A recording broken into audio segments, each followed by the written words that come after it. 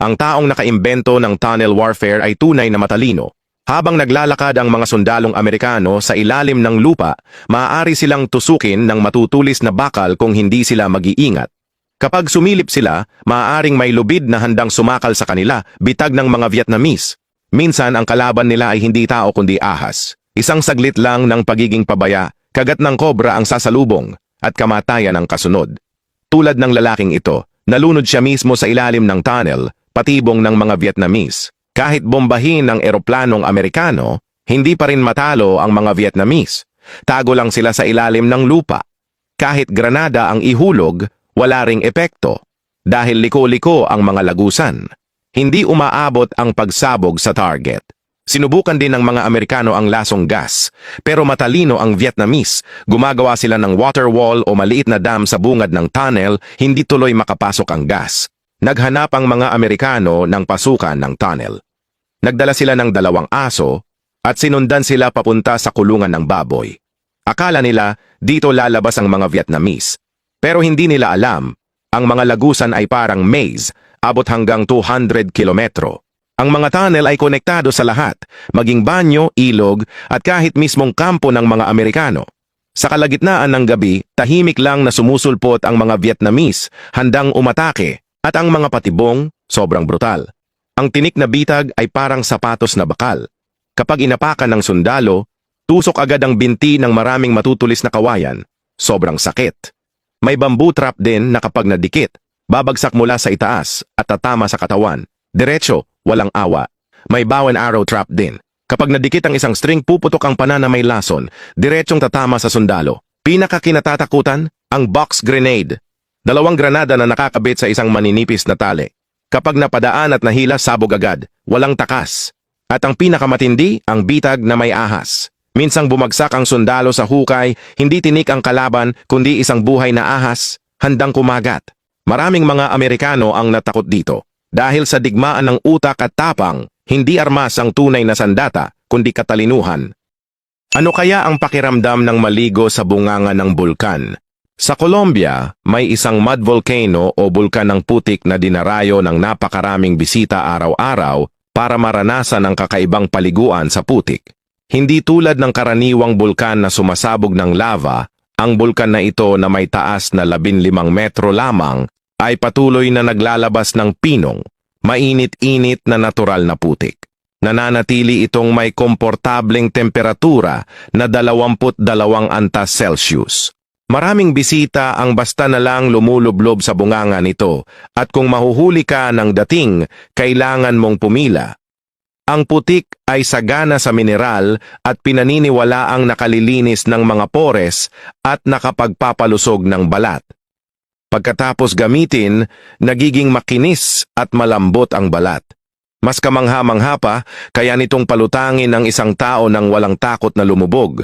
Sa ngayon, maliit na halaga lang ang binabayad ng mga bumibisita para makapasok sa bunganga ng bulkan na may sukat na mahigit 10 metro kwadrado upang malayang mag-enjoy sa paliguan ng putik.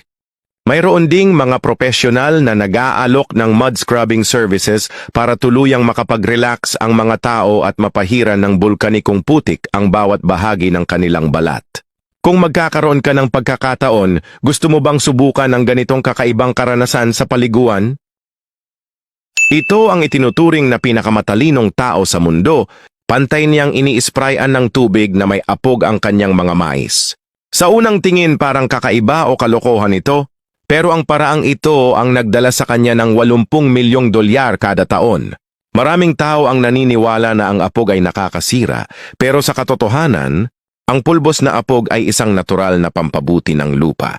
Dinadagdagan nito ang calcium, magnesium at iba pang elementong mahalaga sa lupa. Dahil dito, nagkakaroon ng mas mainam na kapaligiran para sa ugat ng mais na lumago. Pinapaluwag din nito ang istruktura ng lupa, kaya mas maganda ang ventilasyon at kakayahang mag-imbak ng tubig. Nakakatulong ito para mas mahusay na makasipsip ng sustansya at tubig ang ugat ng mais, kaya mas mabilis at masagana ang paglaki at ani nito. Higit pa rito, ang tubig na may apog na ini-spray sa bunga ng mais ay bumubuo ng maputing proteksyon sa ibabaw. Ang patong na ito ay parang amag kung tingnan kaya Natatakot ang mga magnanakaw at iniiwasang nakawin ang mais. Bukod pa doon, dahil sa antibacterial na epekto ng apog, napipigilan nito ang pagdami ng fungi at bakterya sa balat ng mais. Epektibo itong nakakaiwas sa mga sakit at nakakapagpahaba ng pagiging sariwa ng mais sa bukid. Dahil dito natiyak ang kalidad at lasa ng ani. Ang pamamaraang ito ay nakakatipid ng malaki sa gastos sa pestisidyo at nakakaiwas din sa polusyon ng kemikal sa lupa, kaya mas ligtas at mas makakalikasan ang pagtatanim ng mais. Pero tandaan, huwag na huwag mag-spray ng apog nang hindi dinidilute sa tubig dahil masusunog at masisira ang mais. Kailangang palaging haluan muna ng tubig bago ispray.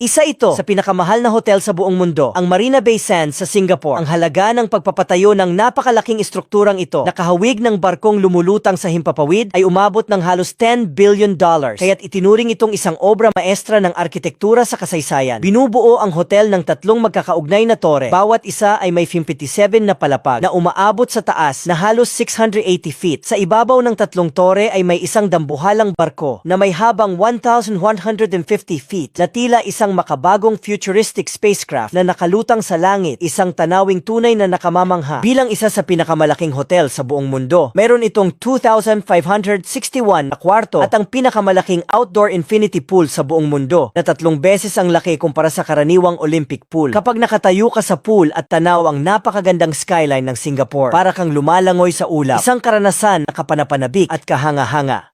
Naglalabas sila ng mga sinulid ng seda na sinasalo ng hangin, na itinataas sa hangin na parang lobo. Ito ay tinatawag na ballooning at ito ay kung paano ang mga spider ay naglalakbay ng malalayong distansya. Ngunit minsan milyon-milyon ang gumagawa nito ng sabay-sabay. Sa isang bayan sa Australia, tumingala ang mga tao upang makita ang kalangitan na puno ng maliliit na itim na speck. Ngayon ay naisip nila na ito ay pollen o abo hanggang sa ito ay nagsimulang dumapo sa kanila. Milyon-milyong mga gagamba ang naanod pababa, dala ng mga hindi nakikitang mga parachute na sutla, na magtatapos sa pagsakop sa lahat.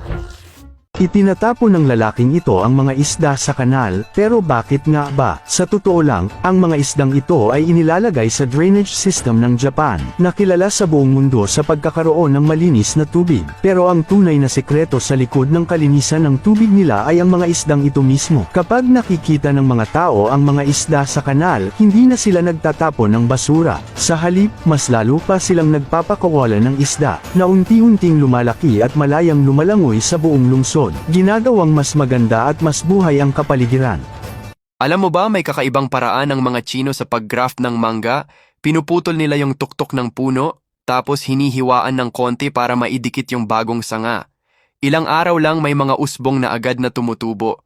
Pagkatapos inililipat na nila yung mga punong yon sa bukid dahil dito kahit bata pa yung puno, marami na agad itong bunga. Ang pinaka nakakabilib pa, wala raw buto yung mangga, kaya sobrang mahal ibenta sa palengke.